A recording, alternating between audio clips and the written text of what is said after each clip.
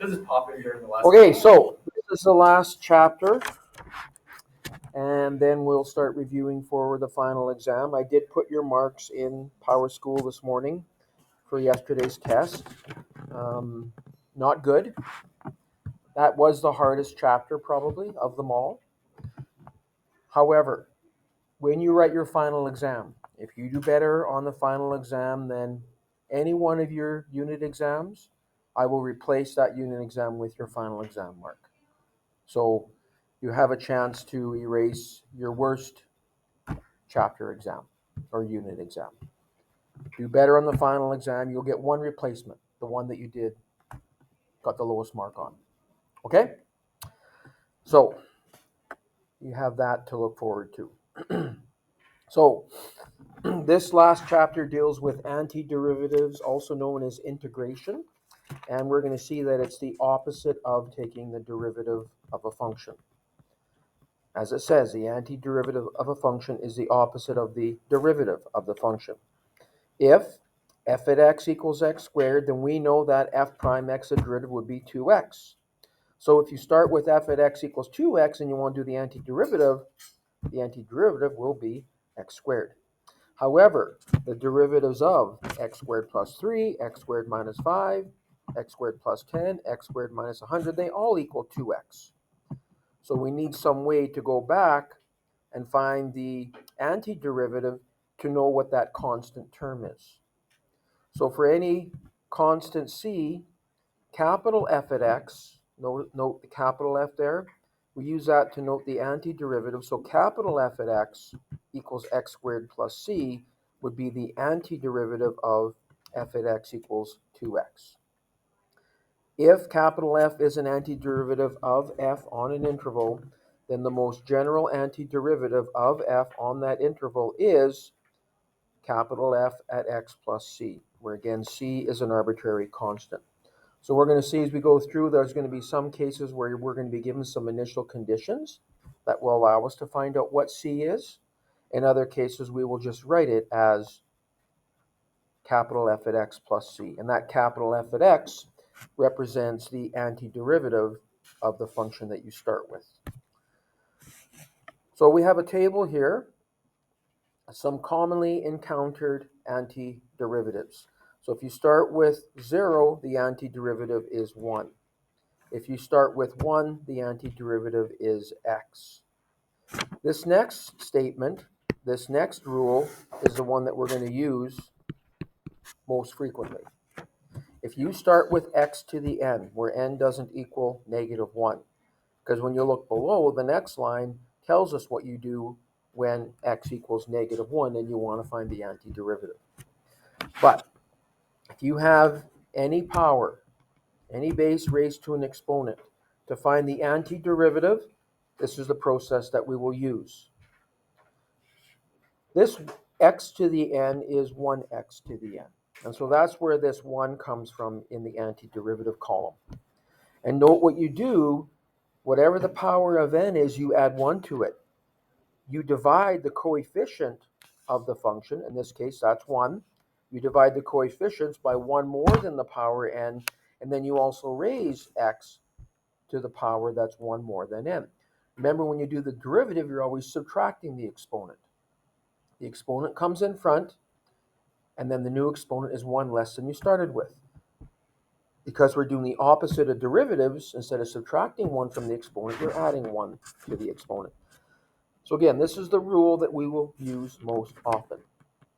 If the function is x to the negative 1, the antiderivative, so that ln stands for the natural log of the absolute value of x. You're going to be given this table. It's on your formula sheet, so you don't need to memorize all these.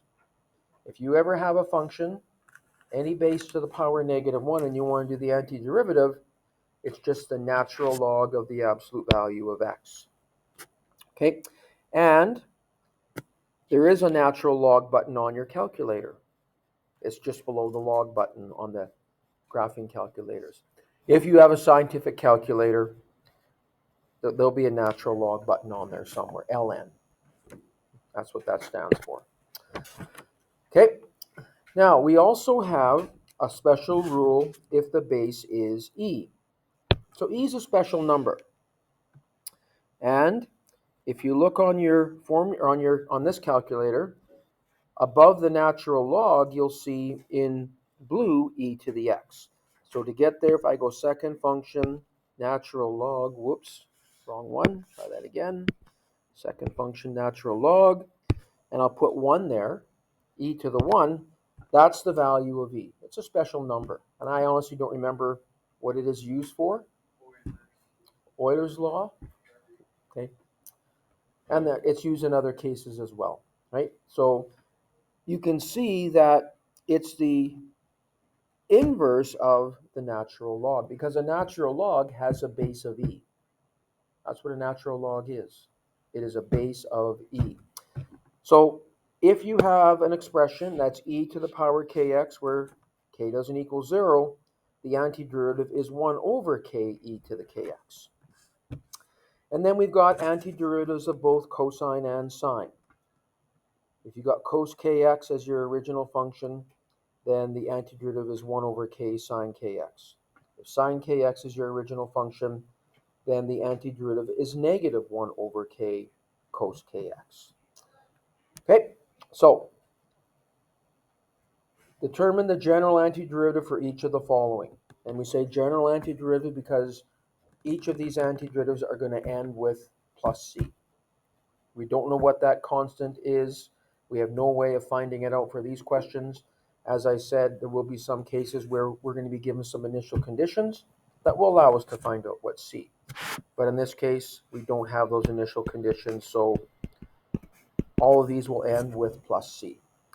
So the law says that you take the coefficient of 2, you divide it by 1 more than the power on x. Power on x is 2, so we'll divide that by 1 more than 2, which is 3. And then the power on x also increases by 1, so you'll get 2/3 x cubed. But that's just the antiderivative of the first term. The second term is minus x to the power 1. So when we take the antiderivative of that and you add 1 onto the power 1, that gives us 2. The coefficient of this term is 1, so it'll be 1 over 2 x squared.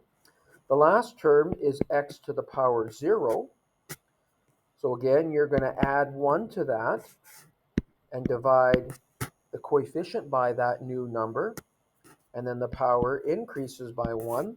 And then we have a plus c on the end.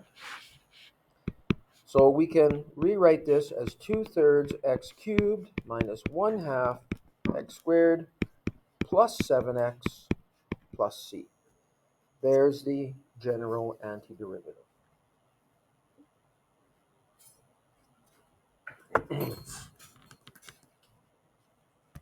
Okay? So for number 2, capital F at x, again, refers to the antiderivative. You add 1 to the exponent, divide by that number, so it's going to be 4x to the 4th over 4 minus 2x cubed over 3 plus 3x squared over 2 minus 2x over 1 plus c. And then we can do a little bit of simplifying here. We'll have x to the 4th minus 2/3 x cubed plus 3/2 x squared minus 2x plus c.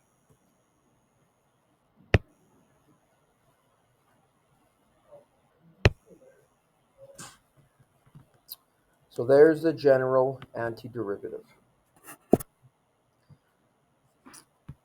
Number 3, same process. You're going to add 1 onto the exponent, which will make it 6. So it'll be 3x to the 6 over 6 minus, adding 1 onto the exponent is 5, so it'll be 2x to the 5th over 5 plus 3x cubed over 3 minus 4x squared over 2 plus 5x to the 1 over 1 plus c. And when we simplify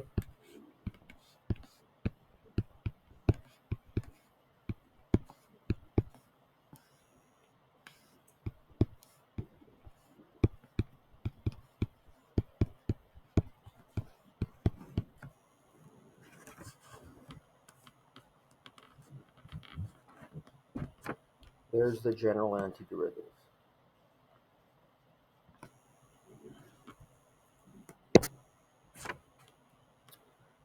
Question 4, we'll take the antiderivative term by term like we've been doing. And we saw that if you look up at the table, the antiderivative of cosine kx is 1 over k sine kx. So obviously k refers to the coefficient in front of the x. And the antiderivative of sine kx is negative 1 over k cos kx. So the antiderivative of cos 1x will be 1 over 1 sine x minus the antiderivative of sine x is negative cos x. And again, it's the antiderivative of sine kx, but in this case k is 1, is negative 1 over k cos kx. And again, k is 1, so it's 1 over 1. And in this case, the minus minus becomes a plus positive. So there's our general antiderivative. For number 5, that first term, the value of k is 2. So the antiderivative, 1 over k, 1 over 2, and it's going to be negative in this case because the antiderivative of sine is negative cosine, negative 1 over k cos kx. But this will be cos 2x plus the coefficient of this next term is 3, and it's going to be 3 over 3 sine 3x. The value of k for that second term is 3. The general antiderivative of cosine kx is 1 over k sine kx. But because the coefficient of this term is 3, it'll be 3 over k sine kx. And so the 3's are going to cancel. And I didn't write the plus c on the end at the top, but I'll add it here at the bottom.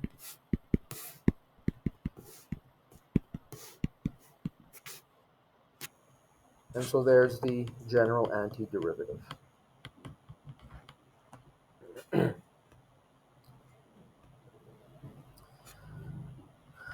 So this next example deals with base e.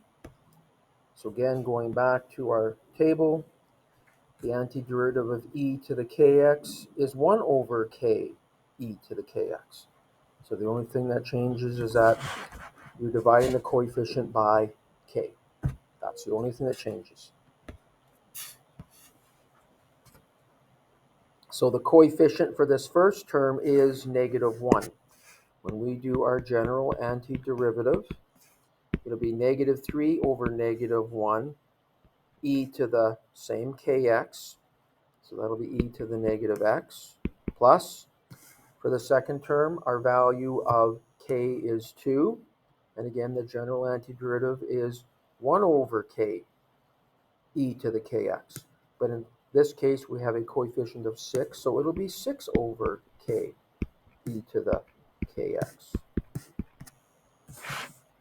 And so negative 3 divided by negative 1 is positive 3 e to the negative x. And 6 divided by 2 is also positive 3 e to the 2x plus c.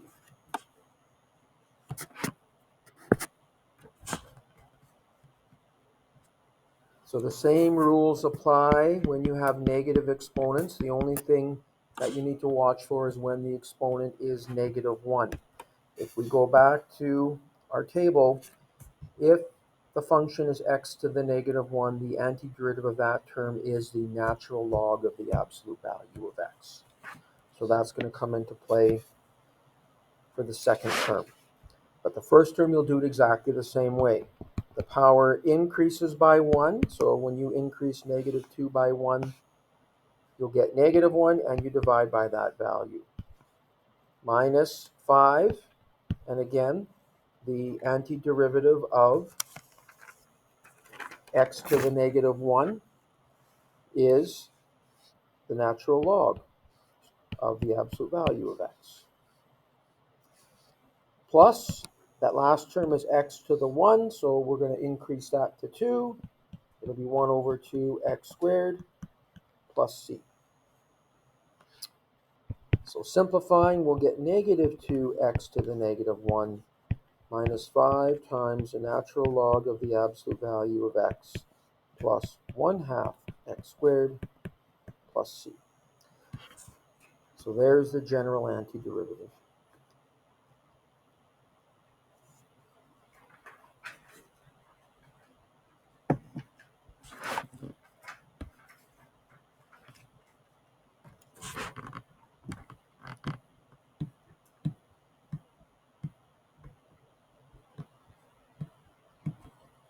For number 8, I would rewrite that last term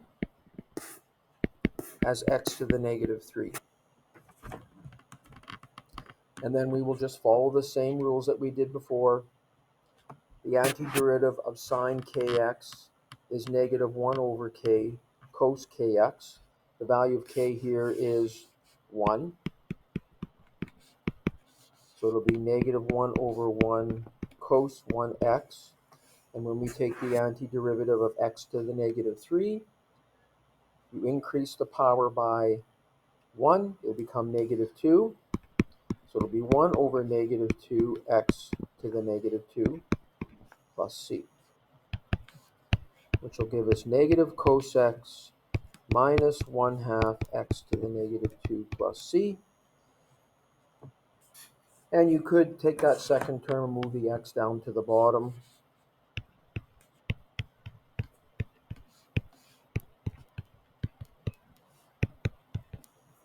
If you had to work with it to evaluate something, you need the exponent to be positive, so you could definitely do that.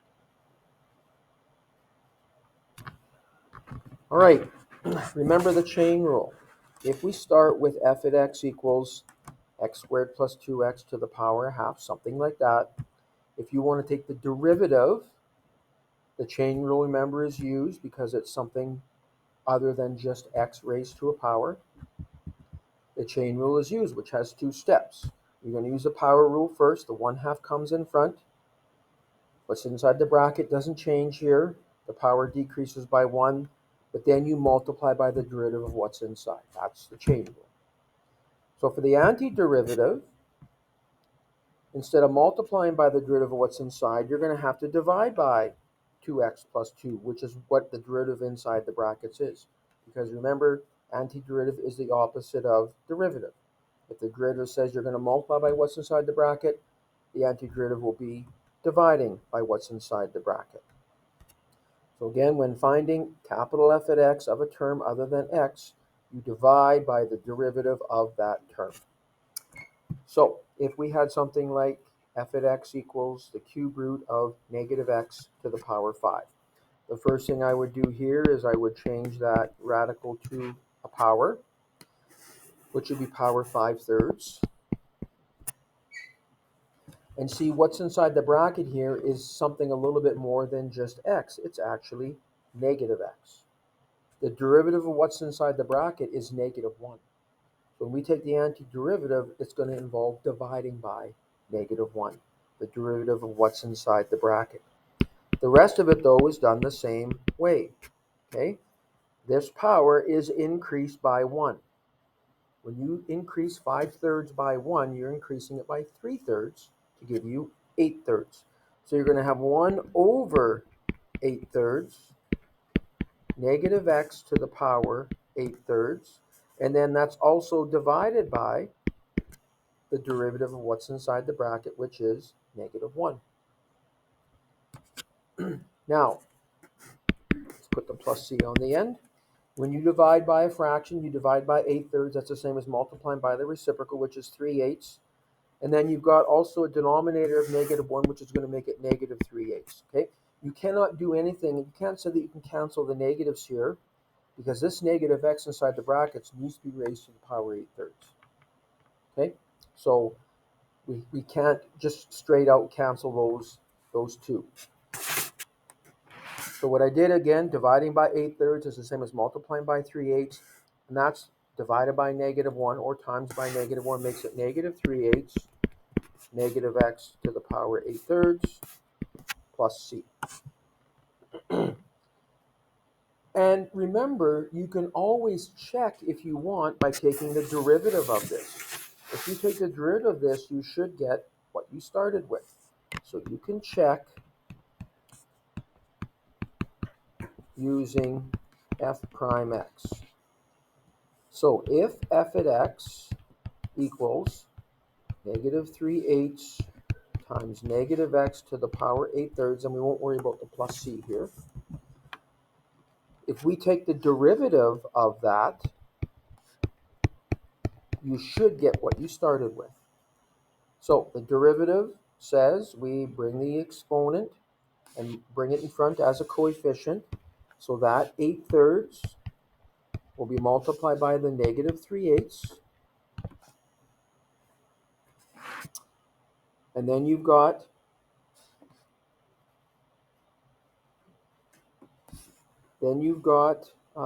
negative x, and that power is decreased by 1 to the power 5/3.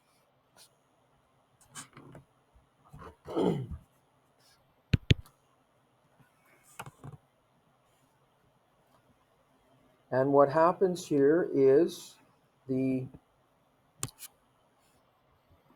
8/3 and the 3/8 cancels. Now you're still left with negative 1 negative x to the power 5/3.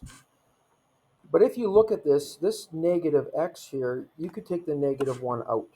And when you raise it to the power 5, there's something wrong here. My antiderivative is correct. Oh, I know. I'm sorry. When you take the derivative, you also have to multiply by the derivative of what's inside the brackets, which is negative 1. So there we go. That takes care of the negative signs. When you take the derivative, you got to use the chain rule, which means you're multiplying by the derivative of what's inside the brackets, which is where that negative 1 comes from. So now the 8/3 and the 3/8 cancel, you're left with negative 1, but then times that negative 1 there gives us positive 1.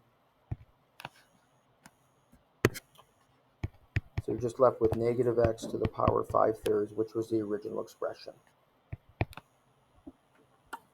You could write it as a radical, the cube root of negative x to the 5. Exactly what we started with. Okay? So you can always check by taking the derivative of your antiderivative to make sure that you get what you start with.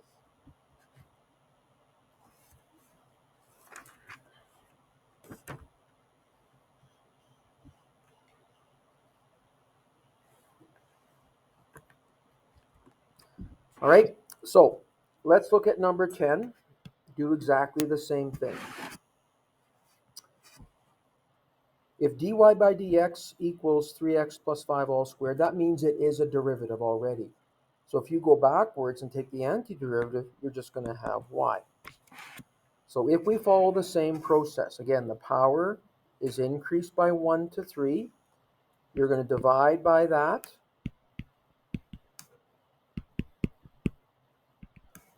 And again, the power increases by 3, but then we also have to divide by the derivative of what's inside the bracket. So you're also going to divide by 3. And dividing by 3 is the same as multiplying by a third. And I'm talking about it in that way because I also have a coefficient of a third here. So really it's going to be 1/3 times another 1/3, which will be 1/9, 3x plus 5 all cubed plus c. So that is definitely one way to do this. It works, it's pretty easy, but I'm going to show you another method called substitution.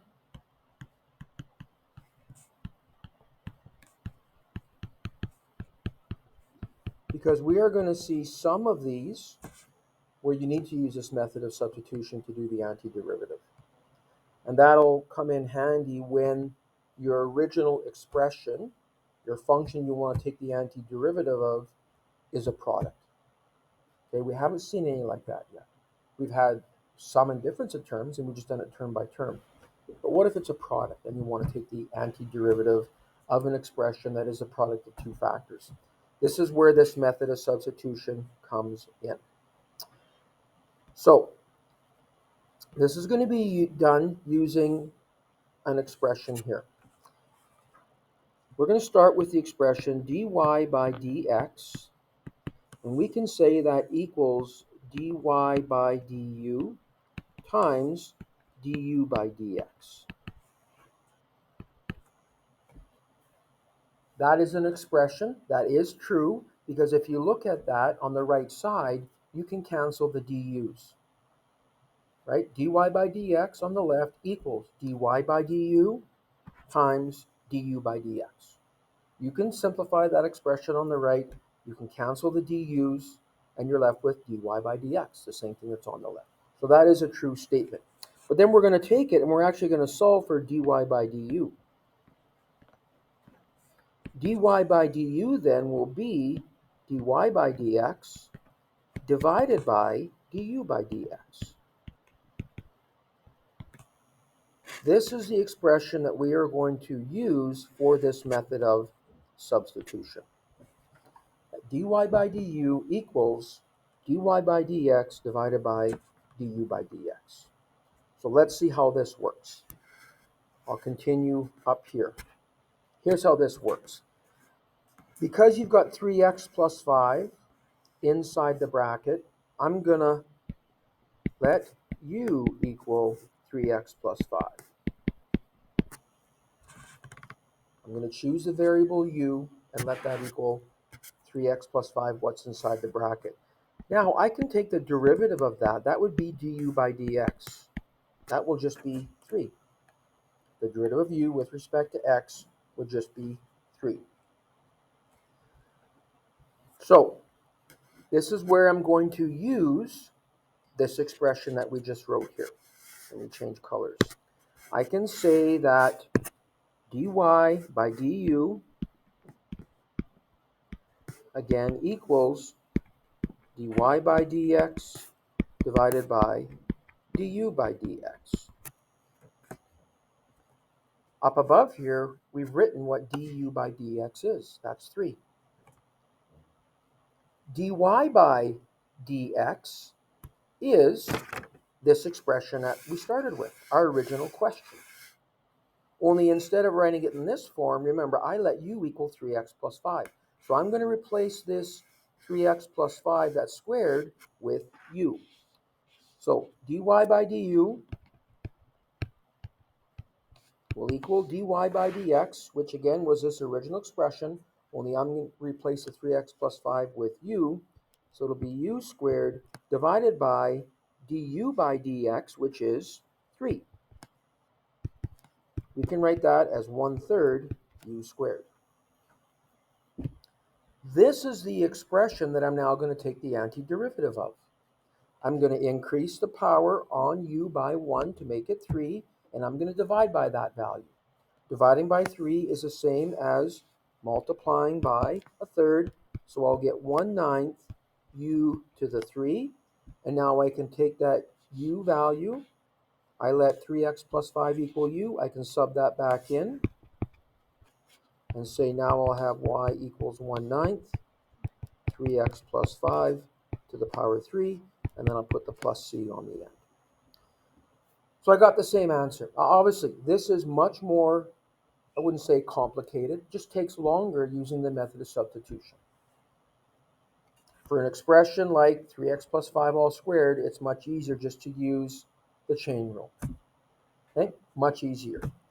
But we're going to do these using the method of substitution as well, because like I said, there are going to be some of these where you must use the method of substitution. And that's going to come into factor when you have an original expression that's expressed as a product, and you want to take the antiderivative of it. That's where this is really going to come in useful. In fact, it will be the only way that you can do it. So we're going to keep using it just so we're used to it. So when we get to those questions, we've got some experience doing it. So let's look at number 11. Again, this can be done two ways.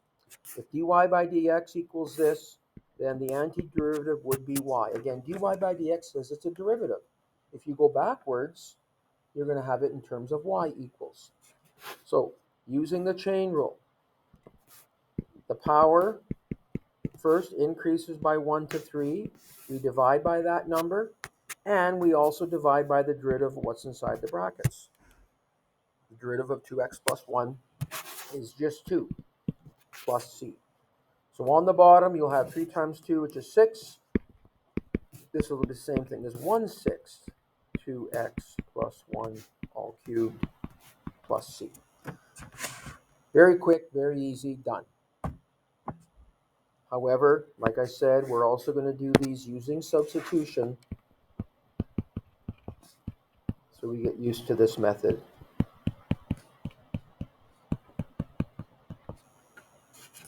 So this would start by letting u equal 2x plus 1, the expression that's inside the brackets. Then we can say that du by dx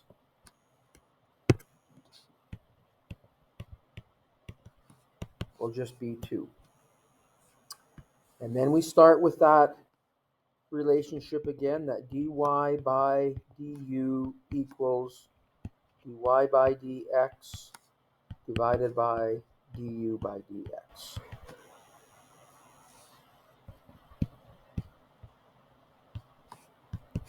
So dy by dx would be the original expression, only instead of using a base of 2x plus 1, we'll use a base of u. So it'll be u squared divided by du by dx, which is 2.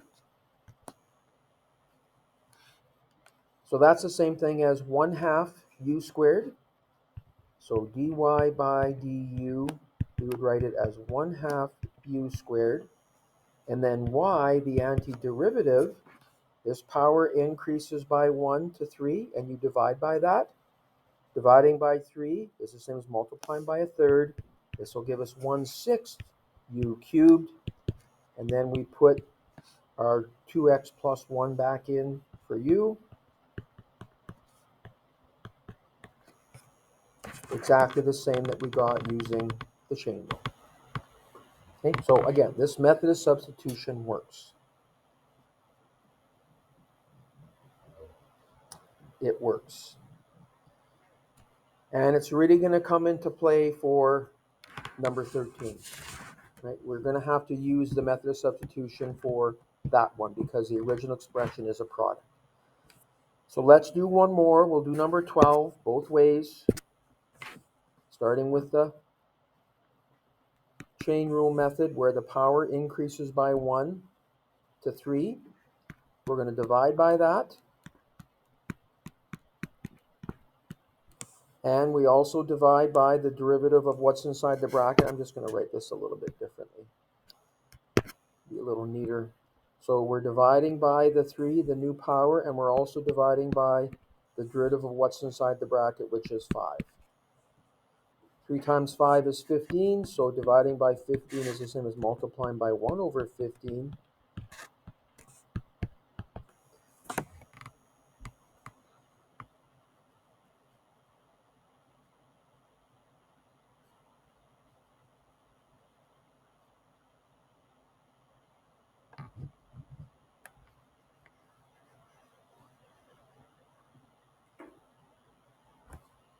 Okay, so there is the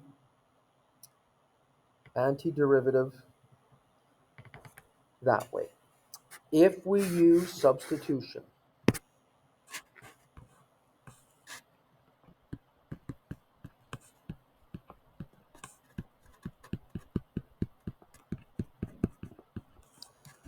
we will let u equal our 5x minus 2. Then we can say that du by dx will just be 5. We'll start with that expression. dy by du equals dy by dx divided by du by dx. dy by du will be the original expression, only instead of having a base of 5x minus 2, we'll have the base of u, because we let u equal 5x minus 2. So that'll be u squared. and that is divided by du by dx, which is 5. So again, we can say that dy by du dividing by 5 is the same as multiplying by 1/5 u squared, and then y, the antiderivative, would be found by adding 1 to the exponent, which makes it 3.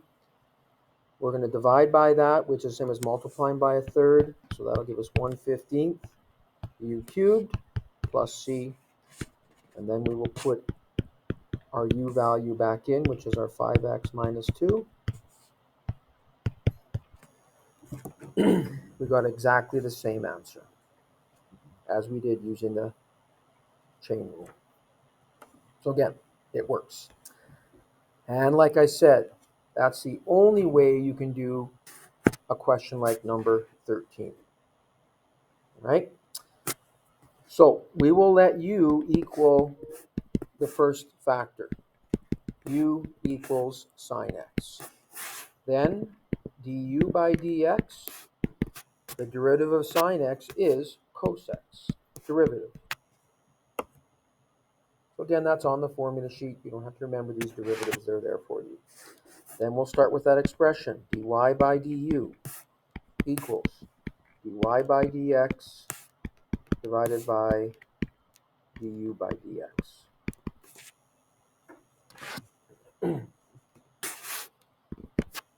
So dy by dx, the derivative, is sine x cos x. But remember, I let sine x equal u. So I'm going to replace the factor of sine x with u. So it'll be u times cos x divided by du by dx, which is also cos x. They cancel. They cancel. So du by dx will just be u, or u to the power 1.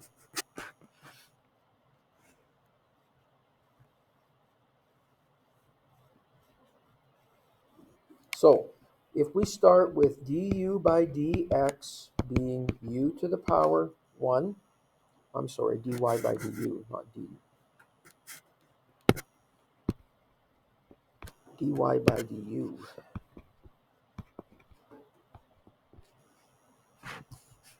So then y will be u to the power 2 over 2 plus c, or 1/2 u squared plus c. But remember, we let u equal sine x.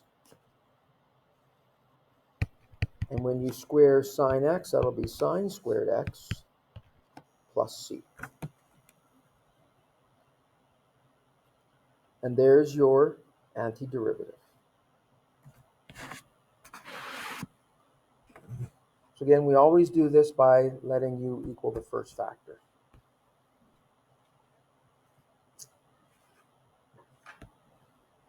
Okay.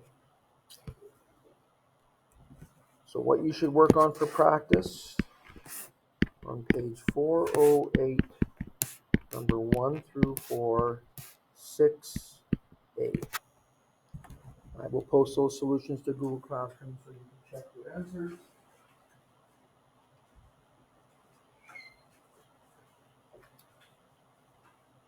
And you should definitely be doing these just so you do the practice.